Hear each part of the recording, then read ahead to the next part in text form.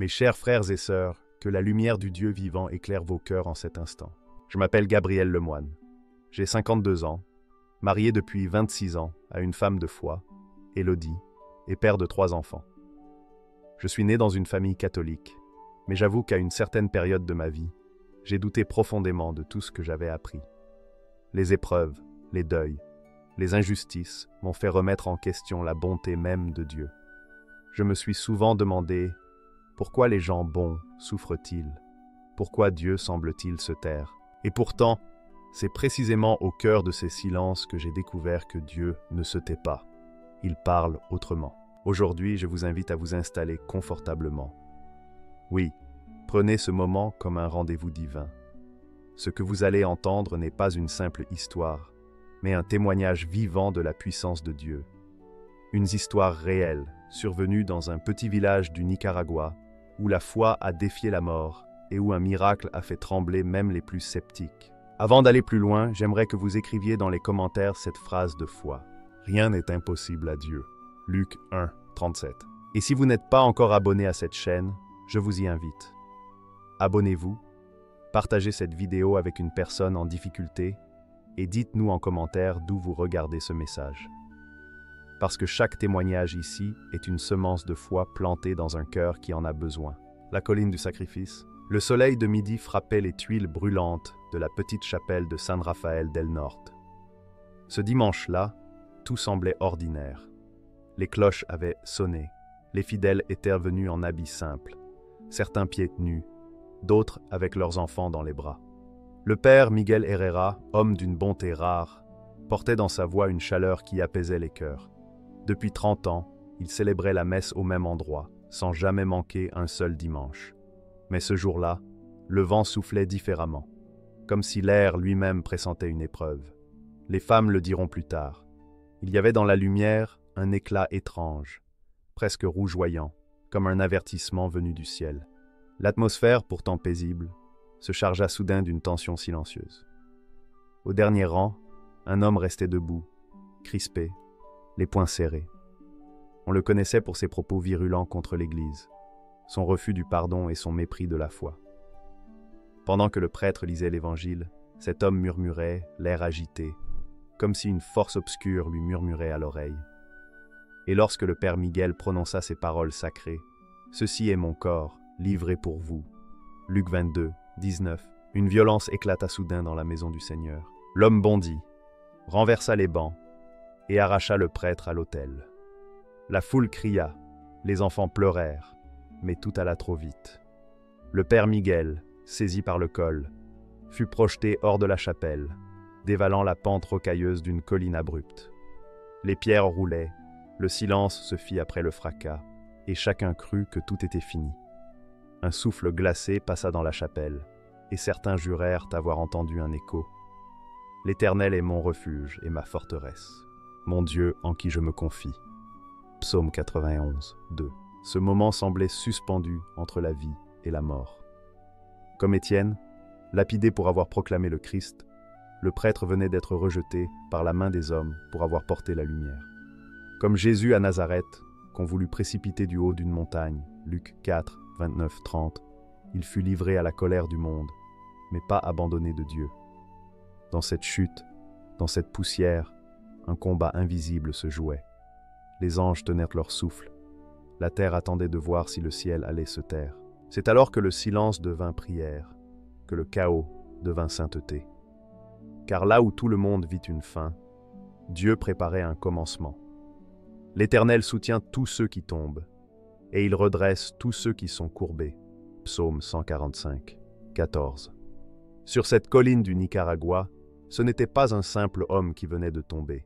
C'était un témoignage vivant que le monde s'apprêtait à contempler. Le souffle qui défie la mort. Le bruit de la chute avait résonné comme un coup de tonnerre sur la colline. Tous s'étaient précipités vers le bas, le cœur battant, persuadés qu'ils allaient trouver le corps sans vie du prêtre étendu sur les pierres.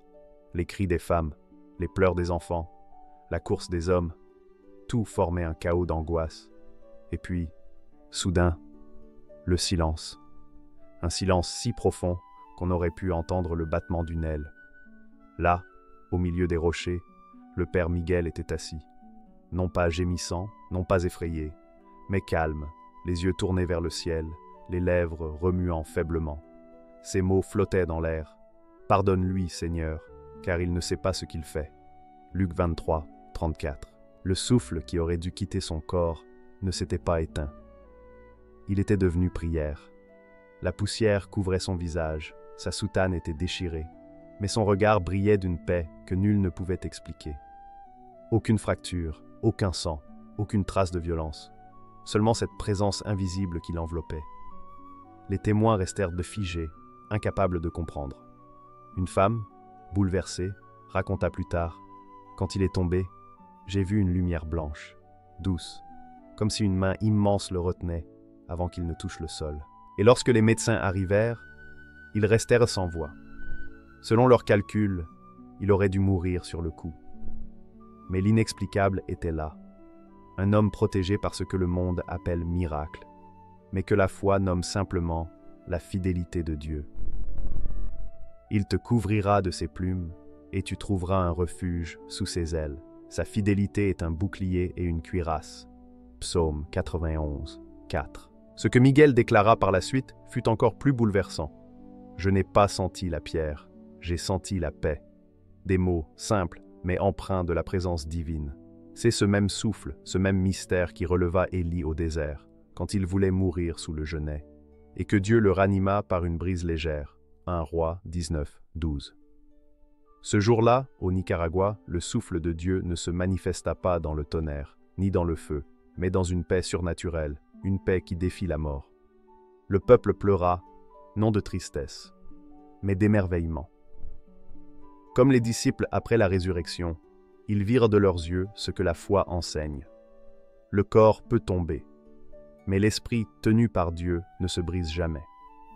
L'esprit de celui qui a ressuscité Jésus d'entre les morts habite en vous.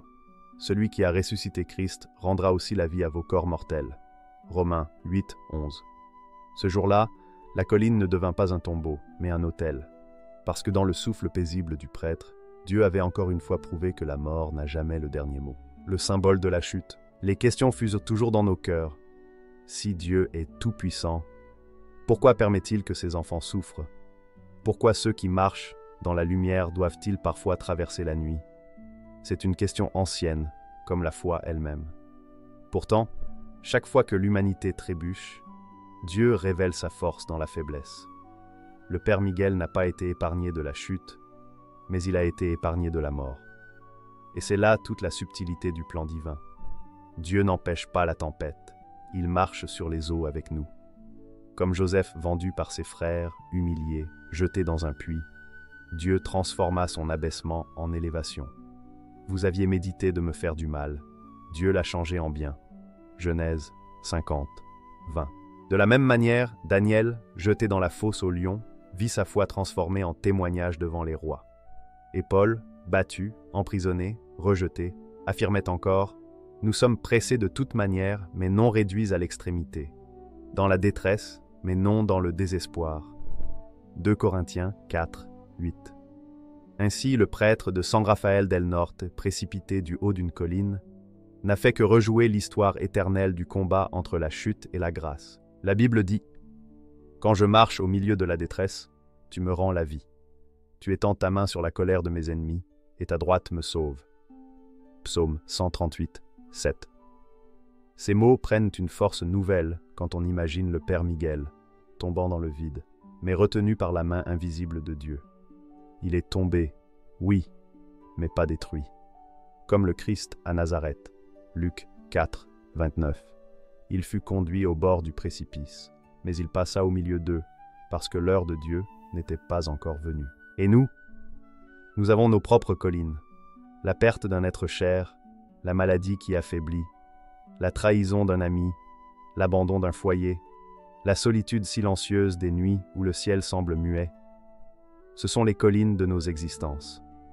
Nous croyons souvent que ces chutes sont des punitions, alors qu'elles sont souvent des passages. Dieu ne te fait pas tomber pour te briser, mais pour t'enseigner à te relever autrement. Il enlève les appuis humains pour que tu t'appuies sur lui seul. Le juste tombe 7 fois et il se relève. Proverbe 24, 16. Ainsi, la chute n'est jamais la fin. C'est le lieu du recommencement, le point où le ciel se penche vers la terre. Là où l'homme perd pied, Dieu affirme sa souveraineté. Et chaque pierre sur laquelle tu trébuches devient une marche pour monter plus haut. La main invisible. Lorsque les semaines passèrent, le bruit du miracle s'était répandu bien au-delà des collines de San Rafael del Norte. Les journalistes, les médecins et même des ingénieurs vinrent examiner le lieu de la chute. Tous observèrent la pente raide, les roches tranchantes, les marques sur le sol. Les calculs furent précis. À cette hauteur, l'impact aurait dû être fatal.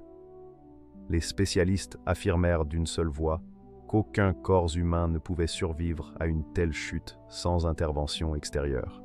Et pourtant, le père Miguel marchait, priait et continuait de célébrer la messe avec le même sourire paisible.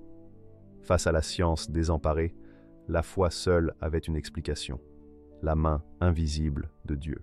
Le prêtre raconta alors ce qu'il avait vécu dans ces secondes suspendues. J'ai senti une présence me retenir, comme si quelqu'un m'enveloppait dans ses bras. J'ai vu une lumière, pas celle du soleil, mais une lumière douce et dorée. J'ai su que ce n'était pas la fin. Ces paroles bouleversèrent l'auditoire. Elles rappelaient la promesse ancienne, celle que le psalmiste avait proclamée avec assurance. « Car il donnera ordre à ses anges de te garder dans toutes tes voies. Ils te porteront sur les mains, de peur que ton pied ne heurte contre une pierre. » Psaume 91, 11-12. Ce texte, souvent récité, venait soudain de prendre chair. Ce n'était plus une parole symbolique, c'était une réalité visible. Mais combien d'entre nous croient encore à cette protection invisible? Dans un monde où l'on ne jure que par l'épreuve, où l'on exige de voir pour croire, Dieu agit silencieusement, sans éclat, mais avec puissance. Élisée aussi vit les collines d'Israël remplies de chevaux et de chars de feu entourant la ville, et dit à son serviteur effrayé, « Ne crains point, car ceux qui sont avec nous sont plus nombreux que ceux qui sont avec eux. » 2 Rois 6, 16. Ce jour-là, au Nicaragua, les anges de Dieu ne furent pas une idée lointaine, mais une présence tangible. Ils portèrent un serviteur au moment même où la mort croyait l'emporter. Et cette main invisible, frères et sœurs, n'a pas cessé d'agir. Elle est la même qui retint Pierre quand il coulait dans les eaux, la même qui toucha Jean sur l'île de Patmos pour le relever, la même qui te garde encore aujourd'hui dans tes luttes silencieuses. Jésus-Christ est le même hier, aujourd'hui et éternellement. Hébreux 13, 8. Dieu n'a pas changé. Ce n'est pas lui qui s'est éloigné des hommes, mais les hommes qui ont oublié de lever les yeux vers la lumière. Pourtant, même dans un monde qui doute, la main invisible continue de sauver ceux qui croient, d'éclairer ceux qui tombent, et de rappeler à chaque génération que le ciel n'a jamais cessé de veiller sur la terre. La conversion du persécuteur, les journaux avaient raconté la chute, mais ce que peu de gens apprirent, c'est que le véritable miracle ne se déroula pas sur la colline. Il eut lieu dans une cellule froide. L'homme qui avait poussé le père Miguel fut arrêté 3 jours plus tard. On le trouva hagard, sans résistance, le regard vide. Il répétait seulement « Ce n'était pas moi ». Une voix me parlait. Elle me disait « Fais-le tomber ». C'était comme si une force obscure s'était servie de sa colère pour frapper le serviteur de Dieu. Mais le Seigneur, dans sa miséricorde, ne se contente jamais de sauver la victime. Il poursuit aussi le bourreau, car nul n'est trop loin pour sa grâce. Le Fils de l'homme est venu chercher et sauver ce qui était perdu. Luc 19, 10. En prison, l'homme ne dormait plus. Chaque nuit, la même vision revenait. Il voyait le prêtre assis, les yeux clos, entouré d'une lumière dorée qui le rendait aveugle. Une voix résonnait dans son esprit. « Tu ne combats pas un homme, tu combats Dieu. » À la 3e nuit, accablé de remords, il demanda à voir le père Miguel. Celui-ci accepta sans hésitation et entra dans la prison avec cette sérénité qui désarme même la haine. Les gardiens s'attendaient à une confrontation, mais ce fut une rencontre d'amour. Le prêtre s'approcha doucement du détenu et dit simplement « Je te pardonne. Et Jésus te pardonne aussi. Aucune colère, aucune rancune, seulement cette paix qui vient de l'esprit. » Et soudain, l'homme s'effondra en larmes. Ses poings se desserrèrent, ses genoux touchèrent le sol. Il implora le pardon, non pas de l'homme, mais du Dieu qui l'avait offensé. Ce moment-là fut un second miracle, plus grand encore que la survie du prêtre, la transformation d'un cœur de pierre en un cœur de chair. Ézéchiel 36, 26 l'avait prophétisé. Je vous donnerai un cœur nouveau, et je mettrai en vous un esprit nouveau. J'ôterai de votre corps le cœur de pierre, et je vous donnerai un cœur de chair. Dans cette cellule, cette parole prit vie. Le Père Miguel pria sur lui, et l'homme demanda le baptême. Comme Saul de Tarse sur le chemin de Damas, il passa des ténèbres à la lumière. Frère Saul, recouvre la vue, acte 9, 17, avait dit Ananias, et des écailles étaient tombées de ses yeux. De même, cet homme recouvra la vue du cœur. Le persécuteur devint témoin, le meurtrier devint disciple. Et dans le silence humide de la prison, les larmes se mêlèrent à l'eau du baptême. La justice du monde venait d'assister à la miséricorde de Dieu. Ce jour-là, le ciel n'applaudit pas la punition, mais la rédemption. Car Dieu ne cherche pas à écraser le pécheur, mais à le restaurer. Là où le péché a abondé, la grâce a surabondé. Romains 5, 20. Le Père Miguel sortit de la prison en disant simplement « Le plus grand miracle n'est pas que je sois vivant, mais qu'un cœur mort ait été ressuscité. » Le signe pour notre génération. Beaucoup ont parlé de ce miracle. Certains l'ont filmé, d'autres en ont douté. Mais pour les habitants du village, il n'y a aucun doute. Ce fut un signe de réveil spirituel. Après cet événement, l'église fut remplie chaque dimanche. Les familles qui s'étaient éloignées revinrent à la foi. Les jeunes commencèrent à prier à nouveau. Mais ce miracle, frères et sœurs, n'est pas seulement pour eux. Il est pour toi qui écoutes. Parce que toi aussi, peut-être, tu es tombé de ta propre colline. Peut-être pas physiquement, mais spirituellement. Tu as été blessé, rejeté, trahi, incompris. Mais Dieu t'a gardé en vie. Parce qu'il y a une mission encore à accomplir. Ne regarde pas ta chute comme une malédiction.